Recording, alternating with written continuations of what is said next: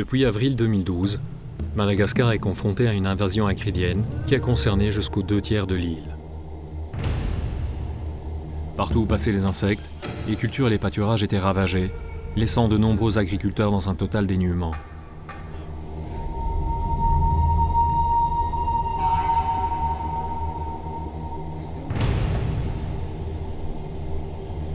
Dans un pays où 80% de la population vit de l'agriculture, cette invasion était susceptible de détruire les moyens d'existence de plus de 13 millions de personnes, renforçant ainsi la sécurité alimentaire. De nombreux programmes d'assistance, dont certains menés en collaboration avec la FAO, ont été organisés pour venir en aide aux victimes touchées par la crise acridienne. Aujourd'hui, en juin 2016, tout cela semble désormais appartenir à un passé quasi révolu. En 2013-2014, ACF a mis en place un plan d'urgence sur la nutrition, puisqu'à cette époque-là, il y a eu des dégâts engendrés par des évasions acridiennes. Pas mal de paysans ont été venus dans notre bureau pour se plaigner.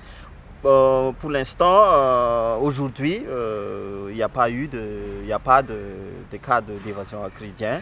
Le problème, c'est le sécheresse maintenant. Même si la situation reste précaire du fait des nombreuses autres difficultés du contexte malgache, les agriculteurs peuvent néanmoins aujourd'hui cultiver leurs champs sans craindre une attaque massive de criquets.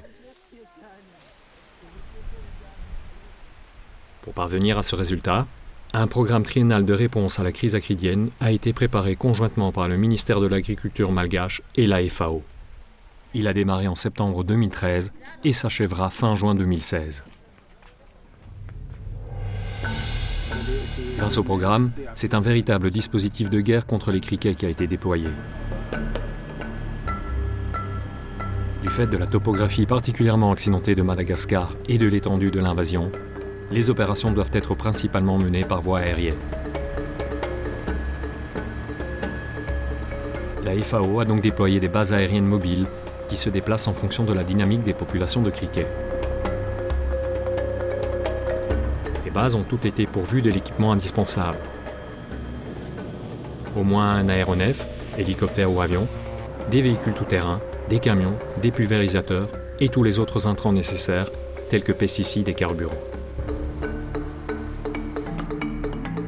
Le fonctionnement de chacune des bases a été assuré par du personnel local qualifié, encadré par des consultants internationaux ayant une longue expérience en lutte anti-acridienne.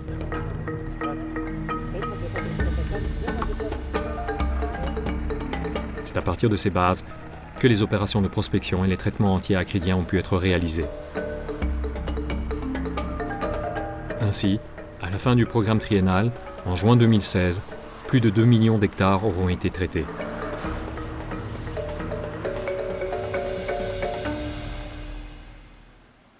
Lutter contre une crise acridienne majeure comme celle qui sévit à Madagascar depuis 2013 n'est pas chose aisée, ça ne s'improvise pas, ça demande une haute technicité, ne serait-ce pour gérer convenablement de grandes quantités de pesticides qu'il faut appliquer convenablement au bon endroit et au bon moment, dans le respect de la santé humaine et de l'environnement. C'est ce que nous avons réussi à faire. Si tel n'avait pas été le cas, cette crise pouvait perdurer pendant une décennie au moins.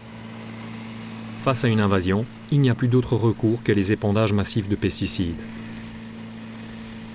L'un des défis majeurs de cette campagne a donc été de minimiser l'impact de ces derniers sur la santé humaine et sur l'écosystème de Madagascar, l'un des plus extraordinaires mais aussi l'un des plus fragiles de la planète.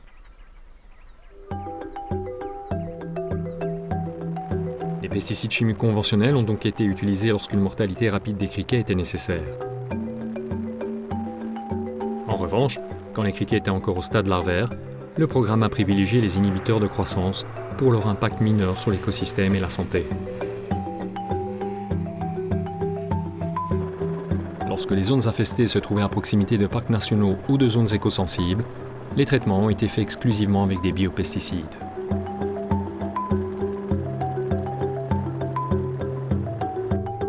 De plus, cette attention à l'environnement est allée de pair avec un souci constant de la santé humaine. Ainsi, des prélèvements sanguins ont été effectués régulièrement pour s'assurer que le personnel en contact avec certains des pesticides utilisés n'en était pas affecté.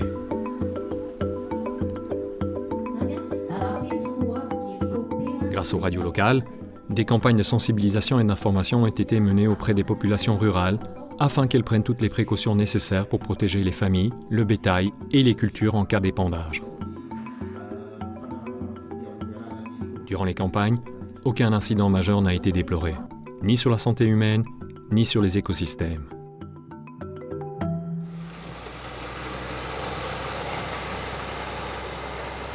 Au cours de ces 3 années de lutte, il a fallu recourir à des moyens humains et à un équipement considérable, dans des conditions de travail souvent difficiles.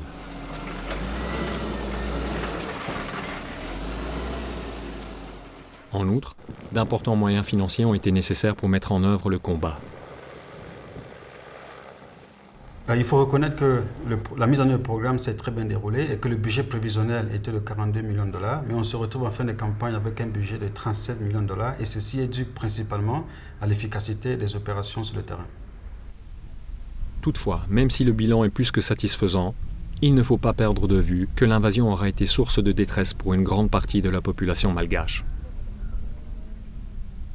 Au cours de ces 3 dernières campagnes, j'ai fait beaucoup de prospection dans tout le pays. J'ai rencontré des paysans. Ils ont tous perdu leur espoir de vie suite aux dégâts des criquets. C'était la misère complète. C'était la souffrance complète. Il faut que ça ne se reproduise plus dans ce pays.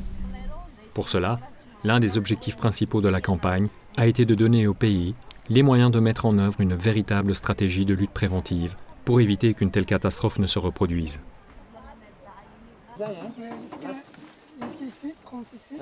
Les équipes locales ont ainsi bénéficié durant les 3 années du programme de la présence et de l'expertise de spécialistes internationaux de la lutte anti-acridienne. Parmi les points essentiels pour le programme, c'est le transfert de la compétence. On a organisé plusieurs ateliers sur les techniques de prospection, sur les techniques d'intervention, sur la gestion des bases aériennes, sur le suivi environnemental, suivi sanitaire, sur l'utilisation des biopesticides. Les anti-acridiens, c'est un métier, ils ne s'improvisent pas. Grâce aux formations qu'on a eues avec tous ces experts, on est sûr qu'on peut faire la lutte préventive correctement tout en préservant la nature et la santé humaine. Par ailleurs, Madagascar sera enfin doté d'un magasin central de stockage des pesticides répondant aux normes internationales. Ce magasin permettra de conserver les produits chimiques et de traiter les fûts vides dans des conditions de sécurité pour la santé et l'environnement.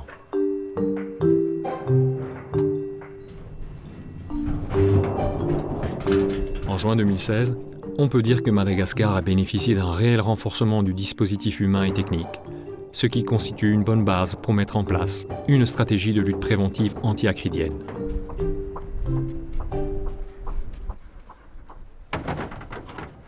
On est en train de mettre en place donc la structure et la stratégie de lutte préventive.